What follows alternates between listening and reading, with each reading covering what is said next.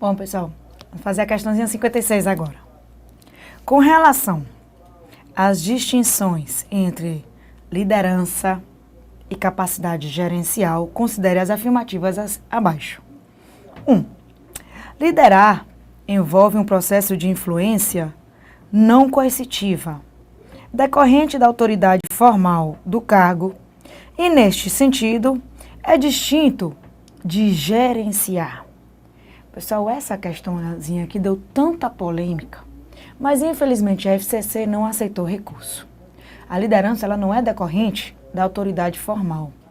Mas existe uma pequena parte no livro do Maximiniano, é um texto que fala isso e a organizadora copiou e colou, tá certo? Mas é que ele estava falando da liderança de quem ocupa o cargo, tá certo? Então por isso que deu essa confusãozinha.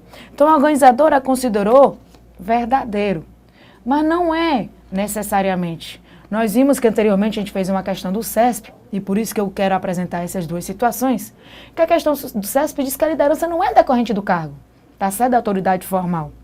Já essa questãozinha da FCC foi. Aí você vai me questionar e dizer assim, e aí, a ponto de vista da FCC? Nem sempre. Já aconteceu que disse que a liderança não é decorrente da posição. Então aqui é uma exceção. É porque essa questão, já recebi várias vezes alunos pedindo para eu comentar essa questão. Tá certo? Então, terminei comentando, tá? Mas não é uma questão que está 100% correta, não. Tá bom? Bom, 2. Os gerentes tendem a adotar atitudes impessoais, às vezes até passivas, em relação às metas, enquanto os líderes têm uma atitude pessoal e ativa em relação às metas. Aqui está perfeito.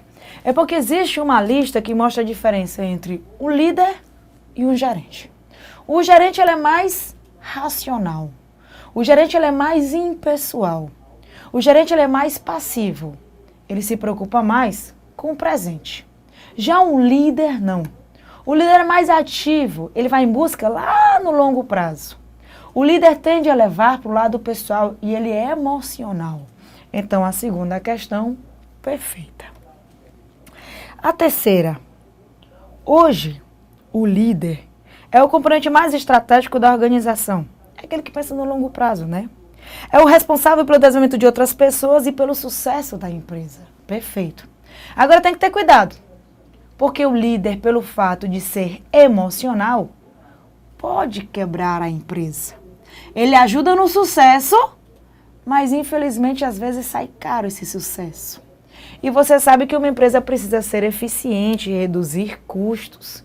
O líder, ele não toma muito isso em consideração. Por isso que às vezes você vê muitas vezes pessoas empreendedoras com ideias e tudo, mas a ideia é bacana, mas não consegue sobreviver no tempo, porque sai caro aquela atividade, tá bom?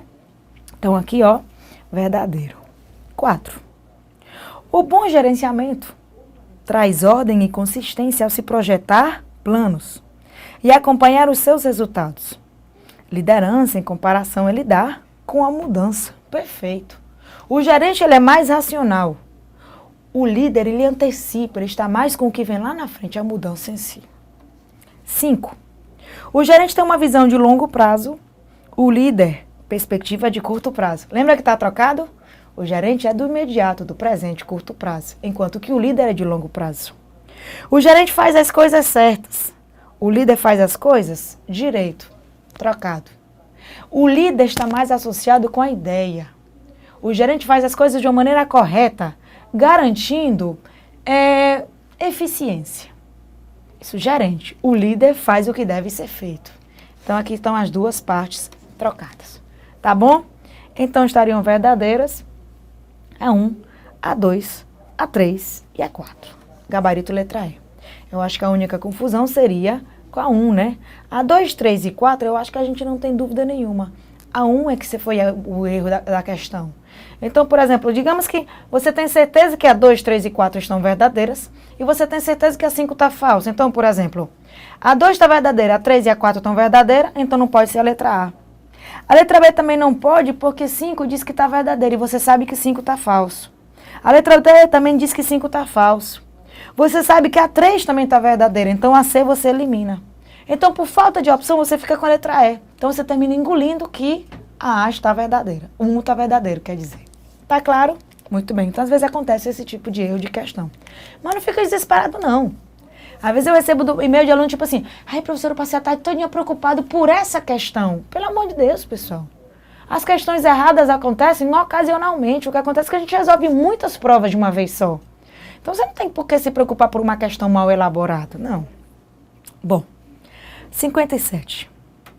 Com relação à distinção entre liderança e gerência, é correto afirmar que a gerência A. se preocupa com o bom funcionamento da organização, enquanto a liderança se define pela busca da inovação e a mudança. O que é que a gente acabou de falar, né? O gerente está mais associado com a parte racional, enquanto o líder vai pela inovação.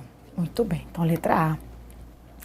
A letra B diz que a gerência atua sempre a partir de metas consensualmente estabelecidas, enquanto a liderança deve recorrer sempre à sua posição, não. O líder, ele pode ser democrático, ele pode estabelecer metas debatidas consensualmente. Falso. C. Diz que a gerência está mais orientada para a realização das mudanças no presente, enquanto a liderança se afirma unicamente pela capacidade de antecipação das tendências futuras e da montagem de cenários estratégicos. Lembre-se que quem está mais orientado para a mudança é o líder e não o gerente. O gerente está mais voltado para a manutenção do presente. E também está falso quando diz que o líder se afirma unicamente para elaborar planos, não. Além de elaborar, ele vai em busca de alcançar metas, de inovar. Então a questãozinha C está falsa. D. Diz que a gerência se orienta, em primeiro lugar, para a formação de novas identidades e metas organizacionais. Isso está mais associado ao líder. Enquanto a liderança se preocupa em garantir bons resultados a partir dos recursos já existentes na organização. Isso aqui está trocado, quem faz isso é o gerente. Falso, está trocada a letra D. A E. Diz que o gerente baseia seu poder no carisma. Quem baseia seu poder no carisma é o líder. Isto é, na rotinização do seu papel, hierarquicamente superior. Essa parte sim. O gerente, ele procura mostrar a sua autoridade, a hierarquia em si. Enquanto a liderança depende exclusivamente do conhecimento técnico e administrativo. Está falso porque existe a liderança de acordo com o carisma, de acordo com a atuação. Então a letra E está falsa. Muito bem. Questãozinha 58. As teorias sobre liderança apresentadas por autores humanistas podem ser classificadas em 3 grupos. Bom, são 3 grupos de teorias que vão defender, que vão explicar a liderança. Traços na personalidade, onde vão estabelecer um perfil para que seja um líder. Esse grupo de teorias já está desacreditado. Vamos ter estilos de liderança, que os mais comuns são estilos autocrático, democrático e liberal. A gente vai ter também aquele estilo 1.1, 1.9, 9.1, 9.9, 5.5, que a gente viu na parte teórica, tem lá no módulozinho, tá? Lembre-se que você encontra em forma de artigo conteúdo programático, você encontra a grade do curso, para facilitar aí você mesmo a elaboração mapa da mina. E o terceiro é a liderança situacional, que explica que não existe um líder ideal. Vai depender da situação. Em alguns momentos ele pode ser mais coercitivo, mais autocrático. Em alguns momentos ele pode ser mais democrático, em alguns momentos mais liberal.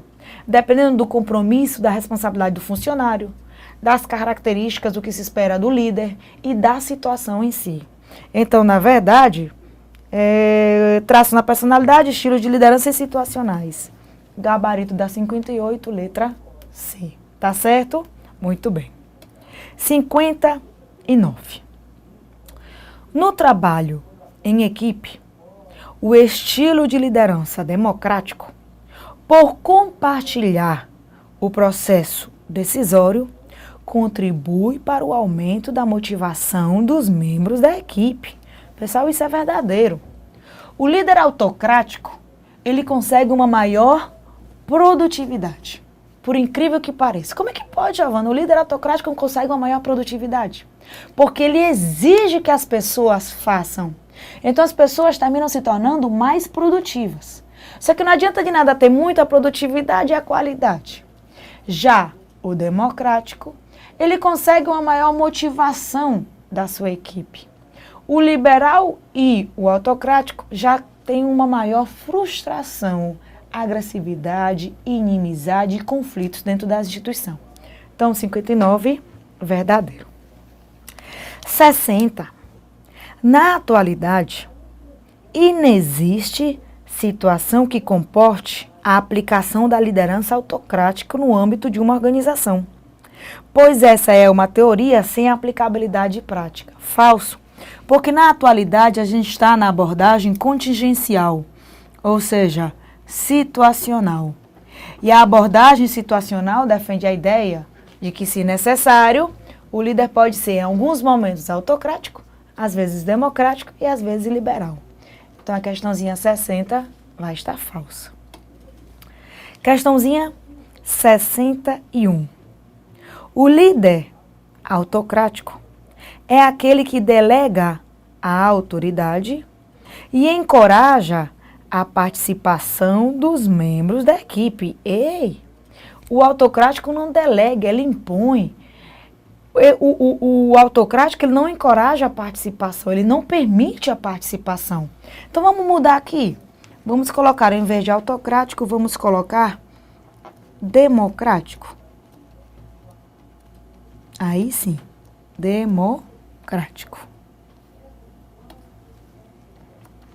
Tá certo? A questãozinha 61 está falso. Lembremos que o gerente, ele deve ter 3 habilidades. Habilidades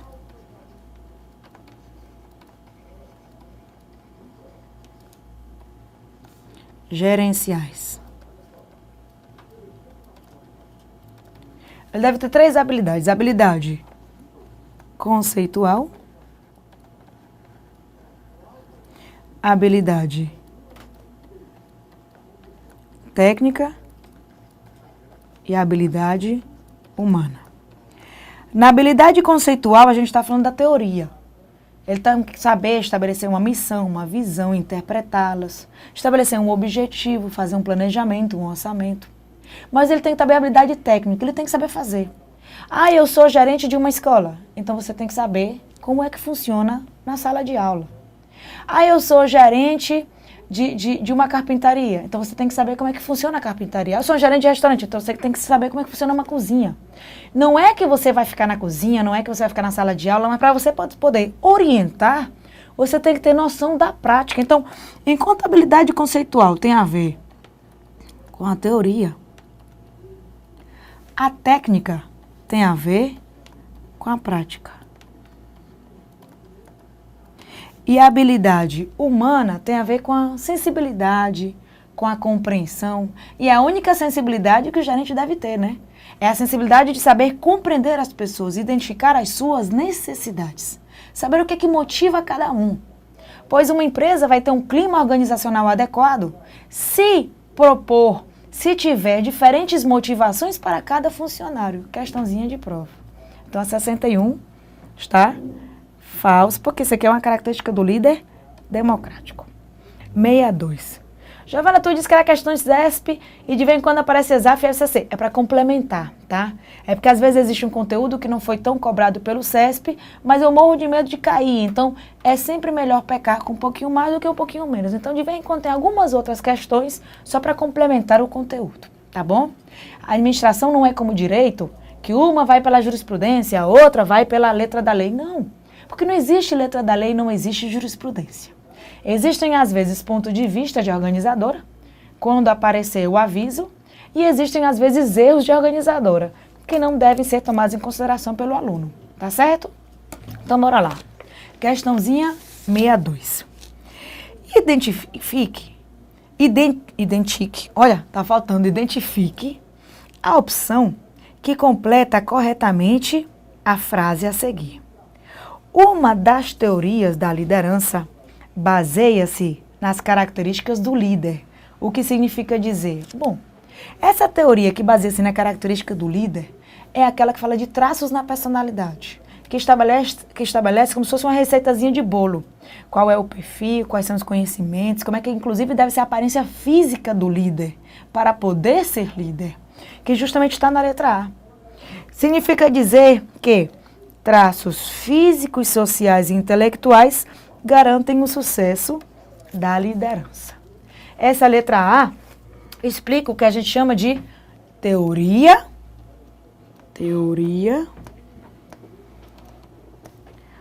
dos traços na personalidade. Essa teoria está desacreditada, só para você lembrar, tá? Mas ela cai em prova, desacreditada. Muito bem. A letra B diz o seguinte: que valores e tradições da empresa garantem o sucesso da empresa, da liderança. Isso de valores e tradições, estamos falando aqui da autoridade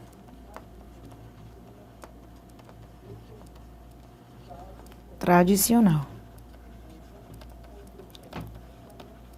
E não dessa que ela fala no enunciado. C. Que o estilo liberal garante o sucesso da liderança. Não, nenhuma teoria diz que o estilo liberal garante o sucesso da liderança, de jeito nenhum. Tá certo? A teoria dos estilos de liderança,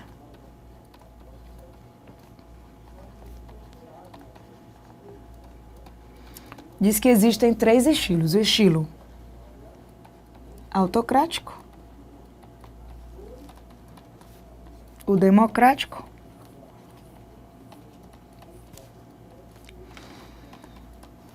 e o liberal. E de acordo com essa teoria, o ideal é o democrático e não o liberal. Falso. D. Que a força dos subordinados garante o sucesso da liderança. Não, nenhuma das teorias. E. Que o grau de participação dado aos subordinados garante o sucesso da liderança.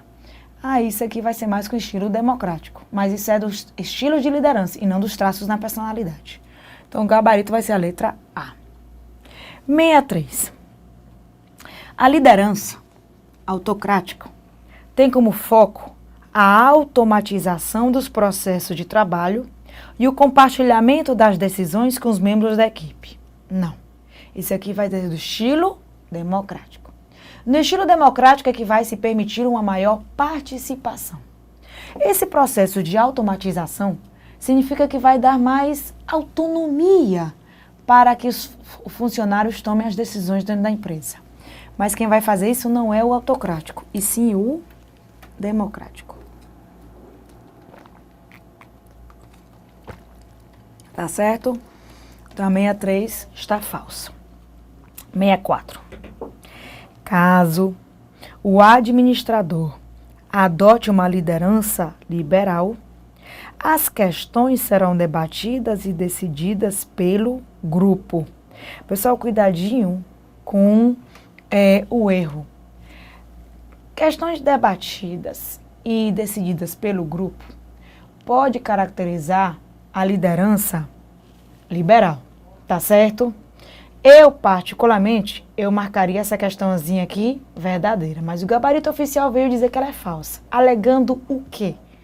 Que a liderança liberal é caracterizada pela participação mínima do líder, e não o que está escrito aqui.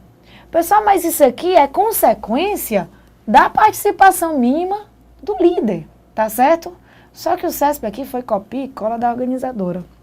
Então, ela colocou a 64 falsa, porque diz que, caso o administrador adote uma liderança democrática, as questões serão debatidas e decididas pelo grupo. O problema é que a gente vai ter uma série de questões que digam que, no líder democrático, os assuntos permitem a participação do funcionário, mas quem toma a decisão final é o líder. Então, na verdade, essa questãozinha aqui, a gente pode fazer o seguinte: tá que verdadeiro, aqui não vai ter problema nenhum, certo? Porque isso aqui não é ponto de vista de organizadora, aqui é um erro de organizadora. Se você pegar o livro do Chavenato, ele fala, no líder democrático, ele permite a participação do funcionário, mas quem toma a decisão final é o líder, tá certo? Então, por mais que no gabarito oficial tenha 64, Shawana, tu tá mudando questões apenas porque eu sei que não é ponto de vista, que foi um erro, tá certo? É isso aí, vive acontecendo. Tem uma questãozinha do IPU que foi um erro de organizadora. Você nunca viu, não? Que às vezes a lei diz uma coisa, mas a questão disse outra, e não existe nenhuma jurisprudência, simplesmente é um erro de organizadora, que é o nosso caso aqui, tá bom? Então não se preocupe. Pode confiar aqui em moi, viu? Muito bem. Questãozinha 65. Na atualidade, inexiste situação que comporte a aplicação da liderança autocrática no âmbito de uma organização, pois essa é uma teoria sem aplicabilidade prática. Nós já vimos essa questão sem querer estar repetida. Nós vemos que está falso, pois na liderança situacional permite aplicar a liderança autocrática, democrática ou liberal, dependendo da situação. 66. A teoria da liderança situacional procura definir qual estilo de liderança se ajusta melhor a cada situação organizacional. Para atingir-se esse propósito, deve-se preliminarmente diagnosticar a situação existente. Perfeito. A liderança situacional, ela define qual estilo se ajusta melhor a cada situação. E para atingir esse propósito, devo primeiro fazer o diagnóstico. Pessoal, deixa eu te dar uma dica de prova. Para qualquer decisão, se você vai tomar decisão, onde vai aplicar os recursos? Se você vai tomar decisão, qual vai ser os recursos? Se você vai dar desconto, se você vai usar uma promoção, para qualquer decisão, se disser, primeiro eu devo fazer o diagnóstico, que é analisar a situação ideal, perfeita a questão. Tá certo? 67. A teoria da liderança situacional procura definir qual estilo de liderança. Já está repetido, né? A 66 e a 67. Muito bem. Deixa eu só ver uma coisa aqui. É da mesma prova também. 68.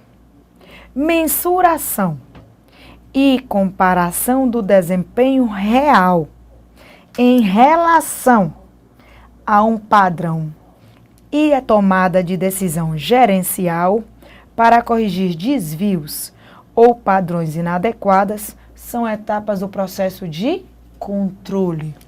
O controle, olha o processo de controle, vou colocar bem aqui.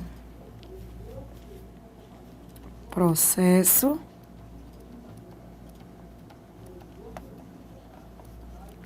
de controle. O Hidalberto Chavenato diz que existem 4 etapas, que na verdade eu vou detalhar em 6, tá? E tu pode fazer isso? Não tem problema nenhum, o que importa é a sequência. O Maximiliano fala de 6, tá certo? O que importa é a lógica. Então, olha só aqui. Primeiro, eu vou ter a definição dos objetivos e metas do controle. Não são aqueles objetivos que a empresa pretende alcançar. Isso aqui são os objetivos e as metas do controle. Para que eu vou controlar? Eu vou controlar para promover o indivíduo bem avaliado. Eu vou controlar para identificar necessidade de treinamento, para dar um incentivo salarial. Eu vou controlar para adequar o indivíduo ao cargo. Para que eu vou controlar? Depois de definir os objetivos do controle, eu vou estabelecer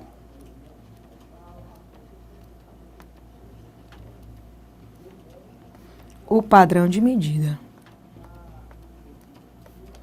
E o que é isso? É estabelecer o que é o correto. O correto é que isso aconteça. Esse vai ser o padrão de medida. O correto é que tire 7 na prova, padrão de medida. O correto é que 7 é a média, 8 é bom, 9 muito bom e 10 é excelente. Padrão de medida. Tá certo? 3.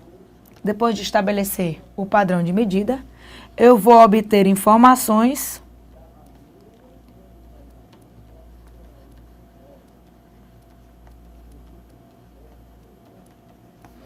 do desempenho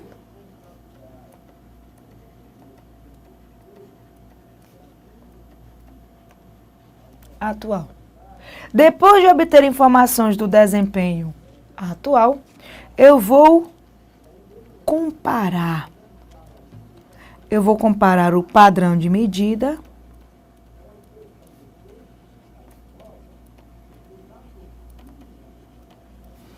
com o desempenho atual.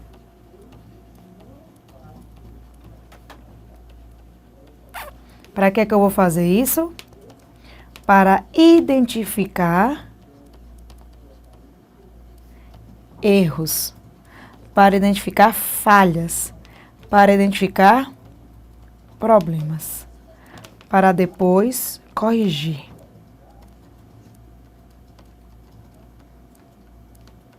Medida corretiva.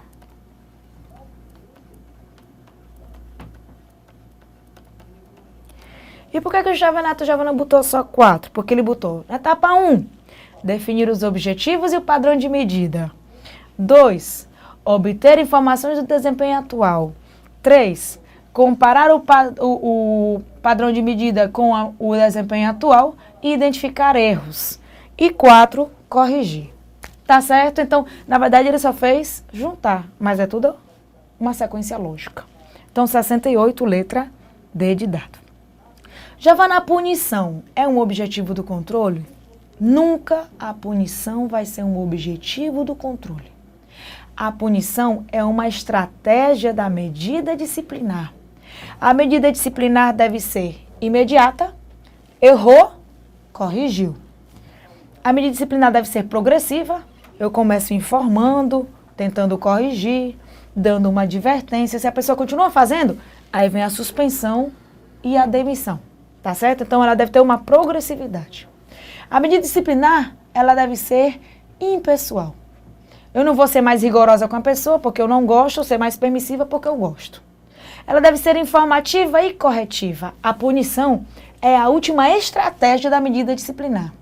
Então, a punição é uma estratégia do controle, mas não o objetivo do controle. Ficou clara a diferença? Então, 68, letra D de dado. 69. Entre as funções administrativas no processo organizacional, o controle compreende a emissão de ordens, instruções, comunicação, motivação, liderança e coordenação. O pessoal tá falso. Quem vai fazer isso aqui vai ser a direção. Isso aqui é a função da direção. Através da coordenação,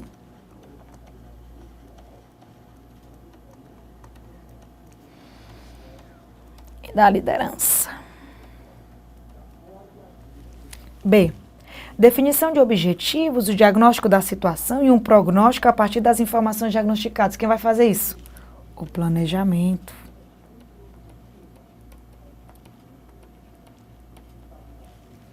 Definição de missão, visão, metas estratégicas e cenários prospectivos. Planejamento.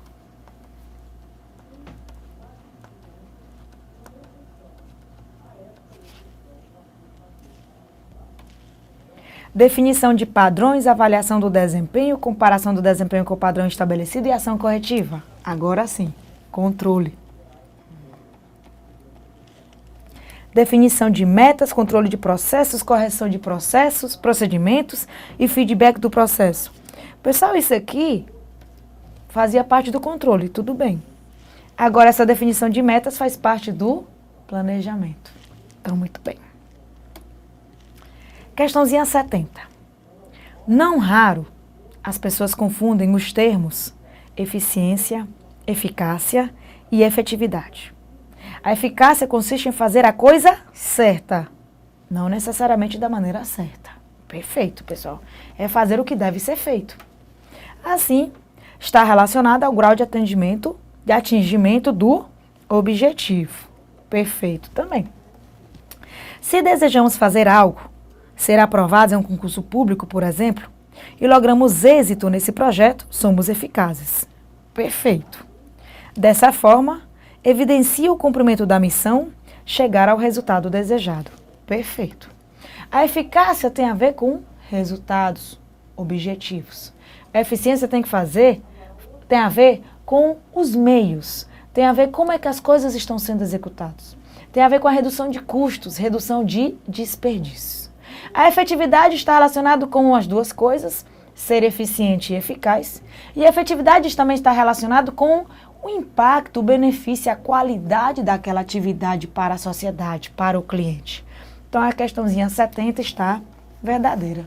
Só que, pessoal, por enquanto, a gente vai ficar por aqui.